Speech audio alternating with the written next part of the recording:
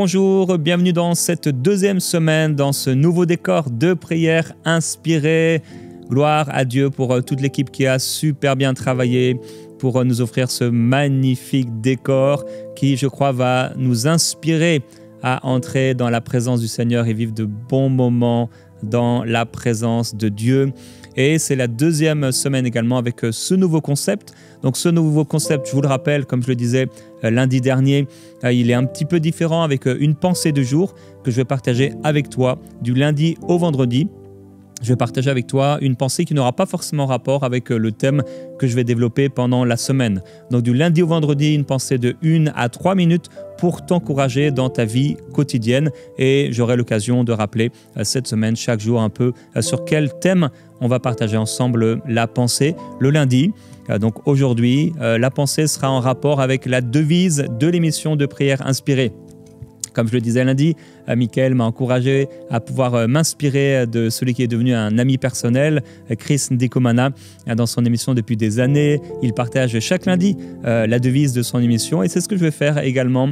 Je crois que c'est important de te donner voilà, le but, l'objectif que le Seigneur veut atteindre pour toi à travers cette émission Prière Inspirée. Donc la devise de l'émission Prière Inspirée, c'est qu'il te faut, quels que soient les problèmes que tu rencontres, et ce jusqu'à l'imminent retour de Jésus, prier et lire ta Bible tous les jours, marcher dans l'amour et dans l'esprit, persévérer dans la foi et dans la sainteté. Alors ça, ce sera donc ce qu'on va partager chaque lundi, la devise de prière inspirée. Aujourd'hui, la pensée en rapport avec cette devise. Et après la pensée du jour, donc, on aura, comme on le faisait habituellement, un encouragement, on aura des temps de prière et on aura plus qu'auparavant des temps de chant. On va célébrer le Seigneur, on va chanter, se laisser remplir de l'esprit par des actions de grâce, des louanges, de l'adoration. Avec Marie qui sera là donc presque tous les jours dans Prière Inspirée. On est content de t'avoir, Marie. Il y avait Gordon, maintenant il y a Marie. Ils sont là tous les deux et c'est vraiment une grâce de les avoir. Donc dans Prière Inspirée, ça aussi, ça va changer les temps qu'on va vivre ensemble. Ça va être de gloire en gloire. Je veux rappeler également qu'on a sorti une application Prière Inspirée. Chaque jour, tu pourras aller sur cette application que tu peux découvrir sur, que ce soit sur quel que soit le téléphone que tu as. Tu peux aller donc télécharger cette application. Et chaque jour, donc, tu auras l'audio de l'application. Tu peux aussi lire les témoignages qui nous sont envoyés dans Prière Inspirée. Tout ça sur l'application. Tu peux mettre en favori tes émissions préférées que tu peux retrouver. Il y a un moteur de recherche qui est là selon les thèmes que tu veux voir si tu as un besoin particulier, un thème que tu veux, où tu veux être encouragé, bien, tu trouveras tout ça sur l'application Prière Inspirée. On va commencer donc tout de suite avec la pensée du jour. Pensée que j'ai intitulée « Trouve ton environnement de prière gagnant ». Trouve ton environnement de prière gagnant. Alors oui, il y a un environnement, j'ai parlé du décor, c'est un environnement favorable. Il y a un environnement qu'on peut mettre en place dans notre vie où ce serait plus facile pour nous de prier. Donc pour moi, par exemple, j'ai besoin d'être dans un environnement sombre pour prier. Bien sûr, je pourrais prier ailleurs, mais si je veux avoir l'environnement vraiment gagnant, il faut que je sois presque dans le noir ou dans un endroit sombre et allongé sur le sol. Peut-être que pour toi, au contraire, je sais que mon ami le pasteur Marcelo, lui, c'est différent. Il aime bien être dans la lumière quand il prie, moi dans le sombre. On a un environnement favorable. Donc, c'est quoi ton environnement gagnant ? Quel est l'environnement où, quand tu te retrouves dans cet environnement, c'est plus facile pour toi de prier ? Certains, ils ont besoin d'être dans un calme absolu. D'autres, ils ont besoin, comme moi, d'avoir de la musique qui est forte. Moi, je mets des enceintes et je mets le plus fort possible ma musique ici aussi dans la loge avant les émissions, entre les émissions, pendant que je prie. La musique est à fond. D'ailleurs, ce matin, j'ai envoyé une photo, le volume était à 100 de la télévision. Je disais, mince, j'ai envoyé ça à un frère. Je disais, je peux pas augmenter plus fort que ça. Donc, peut-être c'est ce qui va t'aider, toi, c'est d'être enveloppé par de la louange ou par un instrumental où il y a un chant particulier. À chaque fois que tu écoutes ce chant, ça te pousse à prier. Il faut que tu puisses trouver ton environnement favorable. Donc, si tu es environné de musique ou d'instrumentaux, ça peut t'élever, ça peut te booster.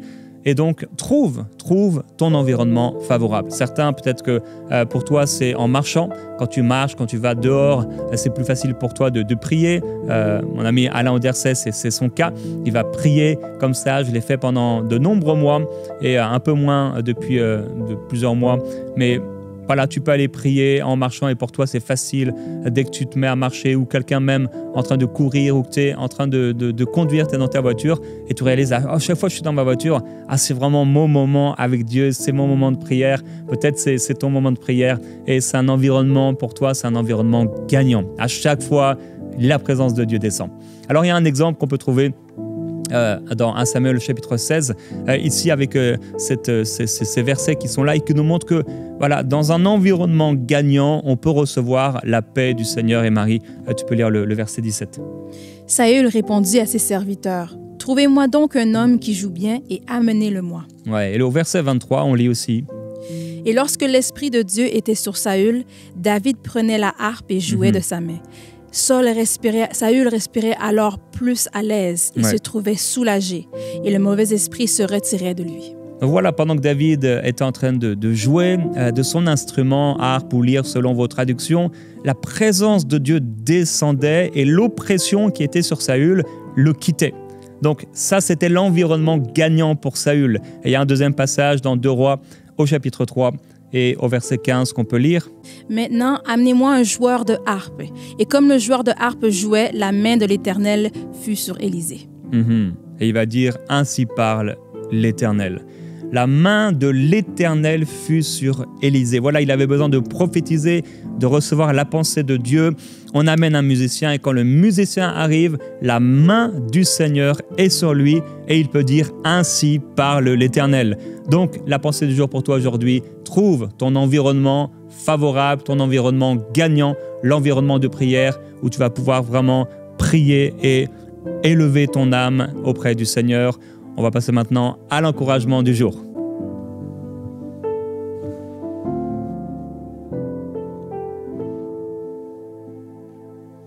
Alors aujourd'hui, je veux t'encourager à pouvoir retrouver l'esprit et la puissance d'Élie. Et avant de partager cela avec toi, je veux saluer particulièrement, je vais le faire chaque jour et aujourd'hui, je veux saluer tous les frères et les sœurs qui habitent à Bruxelles, en Belgique. Que le Seigneur vous bénisse. Alors si vous visitez un jour Bruxelles, vous pouvez aller visiter ce qu'on appelle la Grande Place. C'est la capitale mondiale aussi, Bruxelles, de la bande dessinée. Et là-bas, vous pouvez manger toutes sortes de choses qui sont bonnes, le chocolat belge, les frites belges, les gaufres. En tout cas, c'est un bon endroit à visiter, frères et sœurs. À Bruxelles, nous vous bénissons. Alors, comme verset, on va en voir quelques-uns ensemble à propos d'Élie. Et je veux lire dans 1 Roi au chapitre 17, il est écrit « Élie le Tishbite, l'un des habitants de Galad, dit à Akab, « L'Éternel est vivant, le Dieu d'Israël, devant qui je me tiens. Il n'y aura ces années-ci ni rosée ni pluie, sinon à ma parole. » Donc là, c'est vraiment l'apparition du prophète Élie.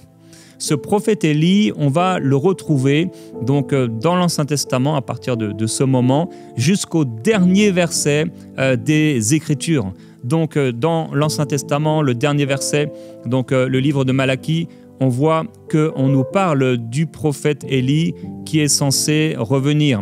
Et voici ce que nous dit ce verset, au verset 23. « Voici moi-même, je vous enverrai le prophète Élie, avant la venue du jour de l'Éternel, jour grand et redoutable, il ramènera le cœur des pères à leurs fils et le cœur des fils à leurs pères, de peur que je ne vienne frapper le pays d'interdit. » Donc, le prophète Élie, on trouve son histoire dans quelques chapitres seulement, mais on va en parler plusieurs fois, il va marquer les consciences et c'est lui que les Juifs vont attendre lors de l'avènement, l'apparition du Seigneur Jésus-Christ. C'est lui que les Juifs attendent et jusqu'à aujourd'hui, à part les Juifs messianiques qui ont cru en Jésus, c'est encore le prophète Élie que les Juifs attendent jusqu'à ce jour.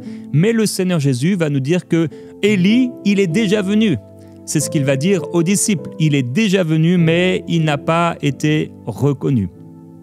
Alors, ce prophète Élie, donc, il va se manifester et nous le savons, il va prier et sa prière va fermer le ciel pendant 3 ans et demi, pas de pluie. Et à sa prière, l'épître de Jacques nous en parlera, à sa prière, eh bien, les cieux vont s'ouvrir. La prière d'un homme qui avait la même nature que nous. Il était de la même nature que nous. Il était de la même nature que toi. Et la fin du prophète Élie, elle est très particulière puisqu'il va être l'un des 2 hommes qui ne va pas connaître la mort. Le Enoch, j'allais dire le prophète Enoch, mais oui, c'est un prophète, Enoch et Élie. Et alors que je préparais cette série, j'étais en prière calmement devant le Seigneur et voilà, je disais au Seigneur, c'est quoi? Qu'est-ce que tu veux? De quoi tu veux que je parle? C'est important, particulièrement avec ce nouveau concept et d'avoir quelque chose de fort, une pensée forte pendant plusieurs semaines aussi. Il y a eu des rediffusions avec l'été. Et voilà, je voulais recevoir du Seigneur. Et tout à coup, j'ai eu vraiment une vision. J'ai vu, vous voyez, le moment où le prophète Élie part au ciel, dans ce tourbillon. Et j'ai vu le prophète Élie en vision, vraiment, cette vision du prophète Élie qui partait et le serviteur Élisée de dire « Père, char d'Israël et sa cavalerie ». Et alors on peut lire ce passage, c'est dans 2 Rois chapitre 2. Marie, si tu peux lire le verset 11 et le verset 12. Comme il continuait à marcher en parlant, voici un char de feu et des chevaux de feu les séparèrent l'un de l'autre. Et Élie monta au ciel dans un tourbillon. Élisée regardait et criait « Mon père, char d'Israël et sa cavalerie ». Et il ne le vit plus. Saisissant alors ses vêtements, il les déchira en 2 morceaux. Amen. Waouh, quel passage! Alors c'est sûr, Élie, il était de la même nature que nous, mais sa vie était vraiment particulière. Une vie mise à part, particulière, prophétique, miraculeuse, surnaturelle, jusqu'à son enlèvement auprès du Seigneur, il n'a pas goûté la mort. C'est cet Élie-là qui va se révéler alors que Jésus est sur la montagne de la transfiguration. Élie et Moïse sont en train de s'entretenir avec Jésus et Pierre veut faire une tente pour Élie et pour Moïse. Élie va monter au ciel dans un tourbillon. Je crois que Dieu veut qu'on puisse marcher, Dieu veut que tu puisses marcher avec l'esprit d'Élie et dans la puissance d'Élie. L'esprit d'Élie, c'est bien sûr, c'est pas l'esprit de Élie qui va venir sur toi, mais le même esprit qui a été sur lui, qui s'appelle le Saint-Esprit. C'est le même esprit d'ailleurs qui va ressusciter Jésus d'entre les morts. Et c'est avec ce même esprit que Jésus va, alors qu'il est en train de parler aux disciples dans Actes chapitre 1, il est élevé dans les airs. Et c'est la puissance de l'esprit qui élève le Seigneur Jésus-Christ dans les airs. Et il y a une nuée qui le dérobe à ses yeux, c'est la nuée de l'esprit. La nuée de l'esprit. Et c'est ce même esprit qui descend aussi à la Pentecôte. Donc, de la même manière qu'on peut monter vers le Seigneur dans un tourbillon, de la même manière, quelque chose du ciel peut descendre vers nous. Rappelez-vous cette échelle de Jacob entre les cieux et la terre. Alors, prière inspirée, c'est pour que nous puissions monter avec Élie, monter avec Jésus sur la montagne de la transfiguration. On peut vivre la double onction en Jésus, puisque Élisée va demander, réclamer la double onction. On peut vivre cette double onction. Et avec ce nouveau décor de prière inspirée, je prie que tu puisses vivre la double onction. Ce que tu avais vécu jusqu'ici, que tu puisses vivre encore plus fort de la double onction, de la présence du Seigneur. La même manière que Jésus est monté au ciel, de la même manière que Élie est monté au ciel, de la même manière qu'Enoch est monté au ciel, nous sommes assis dans les lieux célestes avec Jésus-Christ. Dieu veut nous faire monter dans les cieux avec lui, dans sa présence, pour vivre des moments glorieux avec lui. Alors Jésus est plus grand qu'Élie. Il est plus grand qu'Élie. Et voyez-vous, dans Matthieu, donc, on parle des disciples qui sont là donc, sur la montagne de la transfiguration.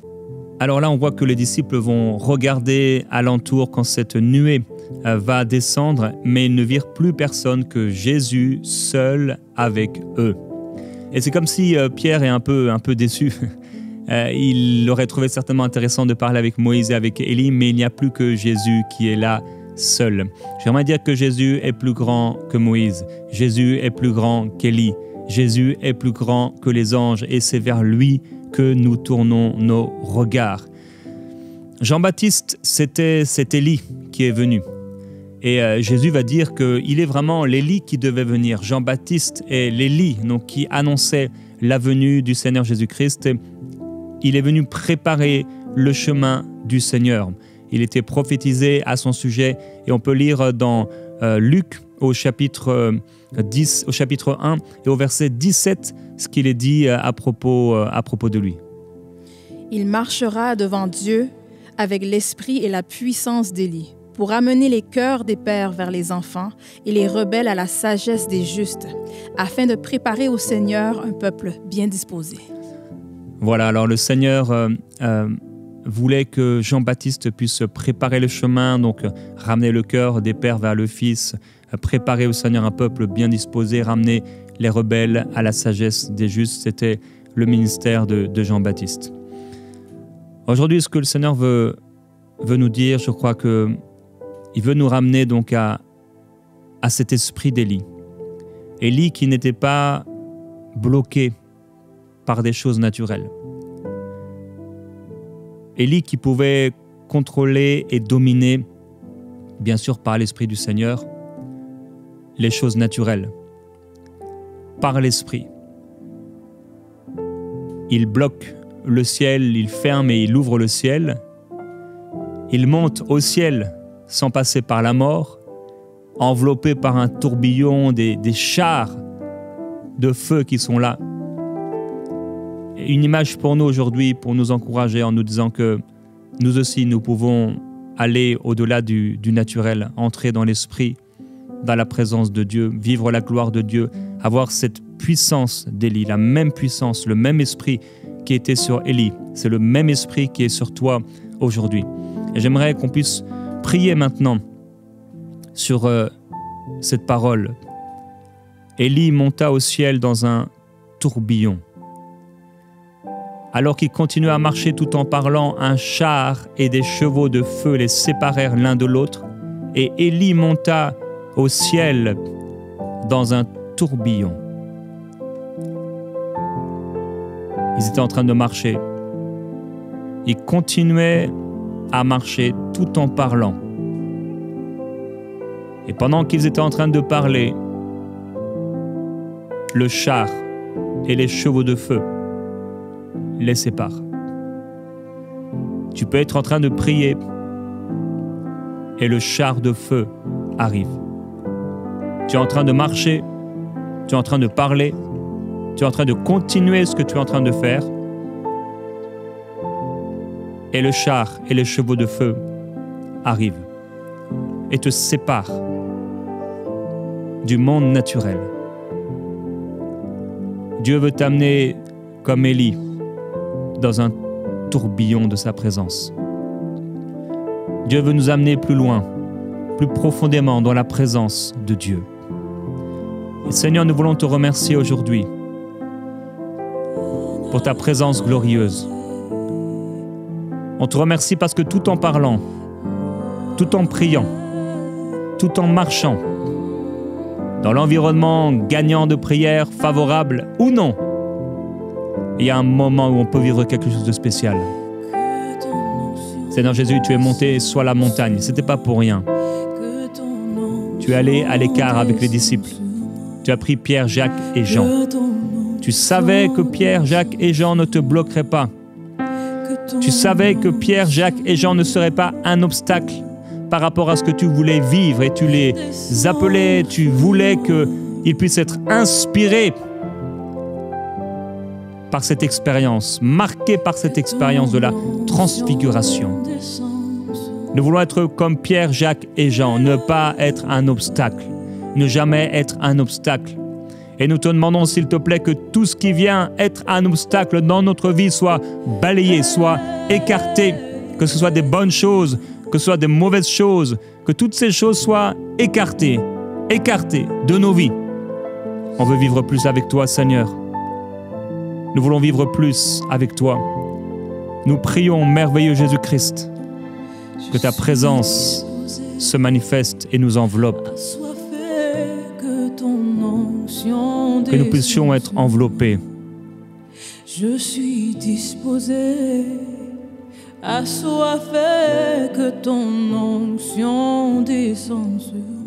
Et enlevé dans ce tourbillon. Je suis disposé, assoiffé, que ton onction descende sur moi. Je suis disposé, oui, dis-le, assoiffé, que ton onction descende sur moi. Que ton onction descende sur moi. Que ton onction descende sur moi. Que ton onction descende sur moi. Oui, ton onction descende sur moi. Que ton onction descende sur moi. Que ton onction descende sur moi. Merveilleux Jésus-Christ. Là où tu es, présente ton cœur devant le Seigneur. Continue de lui dire que tu es disposé. Dis-lui, Seigneur, je suis disposé.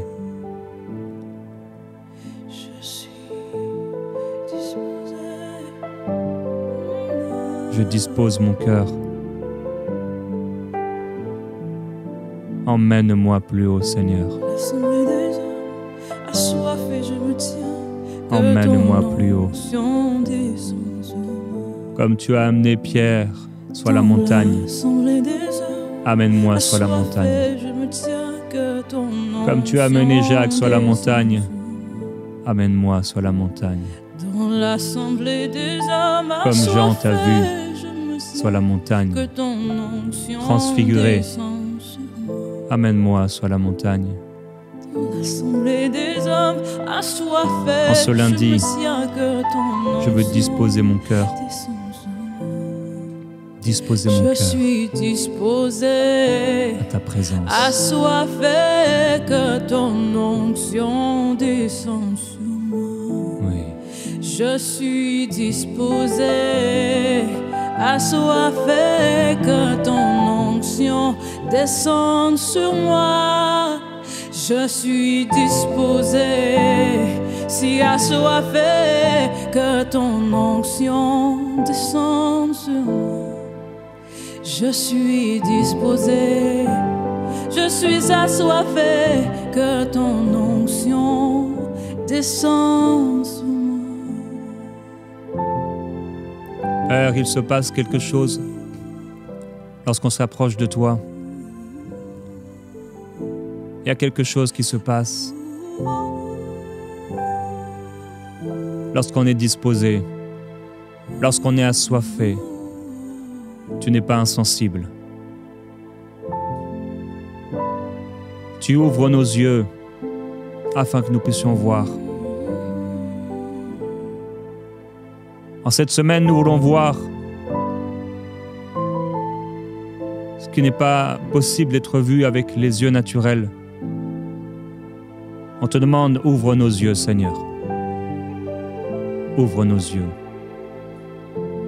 Qu'on entre dans quelque chose qu'on n'a jamais connu.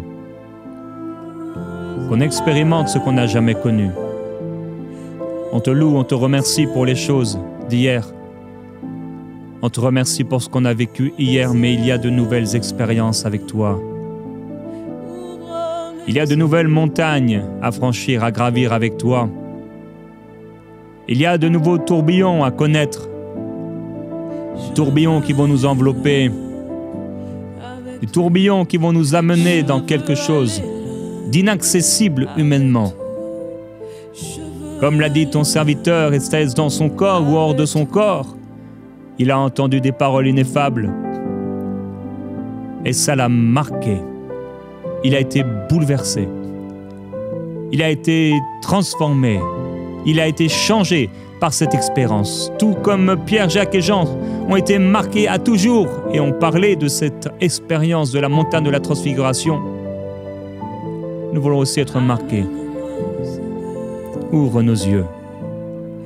Ouvre mes yeux. Ouvre nos yeux, Seigneur. Ouvre nos yeux. Ouvre mes yeux, Seigneur. Ouvre mes yeux. Toutes sortes de choses qui se passent autour de moi, mais ouvre mes yeux. Ouvre mes yeux. Permets-moi, tout en marchant, tout en parlant, que quelque chose arrive là. Là, pendant que je marche. Là, pendant que je parle. Là, pendant que je continue ce que je fais. Être arrêté et voir. Être arrêté et ressentir. Être arrêté et expérimenter. Être arrêté et être renouvelé. Être arrêté et être transporté dans quelque chose de plus fort, dans quelque chose de plus grand. Arrête-moi, Seigneur. Arrête-moi avec ton esprit et bouleverse mon cœur. Change mon cœur. Impacte mon cœur. Marque mon cœur. Oh merveilleux Jésus-Christ, remplis-nous du Saint-Esprit, le même esprit qui était sur Élie, la même puissance qui était sur Élie. J'y aspire. Nous y aspirons, Seigneur. Nous voulons vivre cet esprit, nous voulons vivre cette puissance qui a marqué le prophète Élie. Emmène-nous, Seigneur. Et sabababaye, c'était bababaye, c'est tababaye. Et kabraba, c'était léléa bababaye, c'est tayababaya. Oui, emmène-moi. Emmène-moi au Père.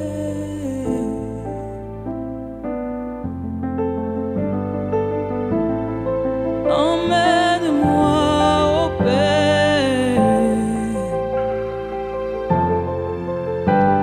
Aïe, aïe. Emmène-moi au Père. Et la la yeshana, emmène-moi au Père. Emmène-moi, Seigneur. Emmène-moi, Seigneur. Emmène-moi, oh Dieu. Et sabra terere tayadaya. Ne me laisse pas vivre dans le naturel. Ne me laisse pas dans la vallée. Ne me laisse pas dans les choses des hommes. Ne me laisse pas dans les choses que je vis, travail, études, naturel, poussière, occupation, préoccupation. Permets-moi de monter, Seigneur.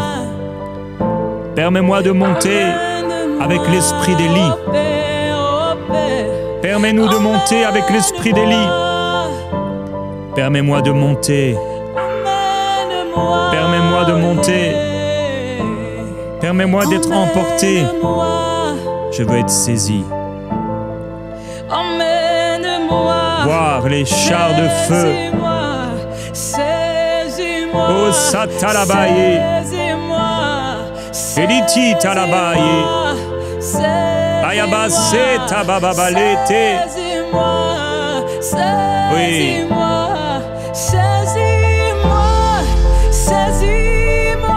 Saisis-moi.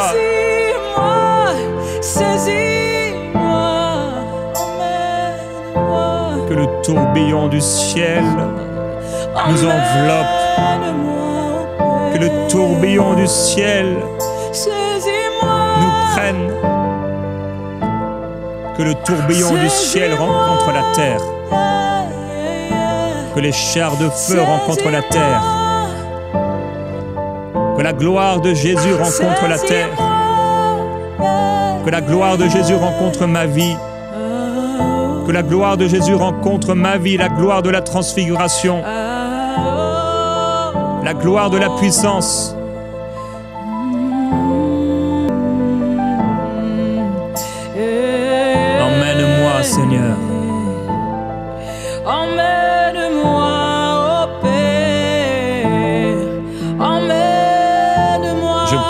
la puissance d'Élie. Emmène-moi. Emmène-moi dans la puissance à vivre une vie de puissance au-delà du naturel. Au-delà du naturel, une vie de puissance. Une vie de puissance. J'aspire à cette vie de puissance. J'aspire à cette vie de gloire.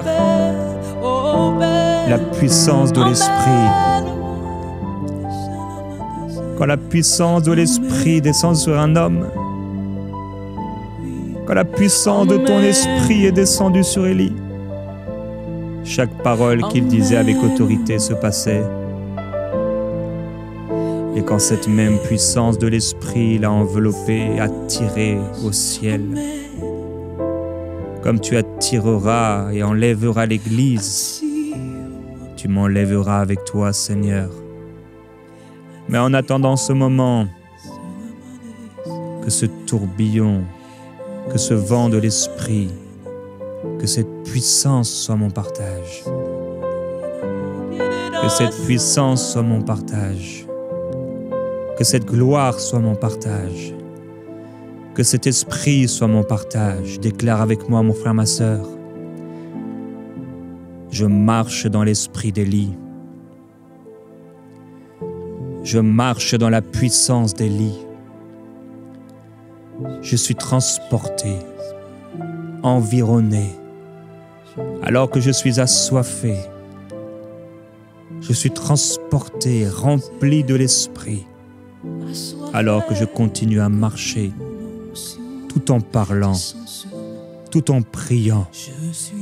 Je rencontre la gloire de Dieu. Je rencontre la puissance de Dieu. Je rencontre le feu de Dieu. Je déclare au nom de Jésus-Christ que je marche dans l'esprit d'Élie et dans la puissance d'Élie. Je vois soit la montagne et j'entends soit la montagne. Je vis des expériences soit la montagne avec mon Dieu dans la puissance de Christ, dans la puissance de l'Esprit. Je suis rempli de l'Esprit. Toujours davantage rempli de l'Esprit. Merci Seigneur. Merci Seigneur.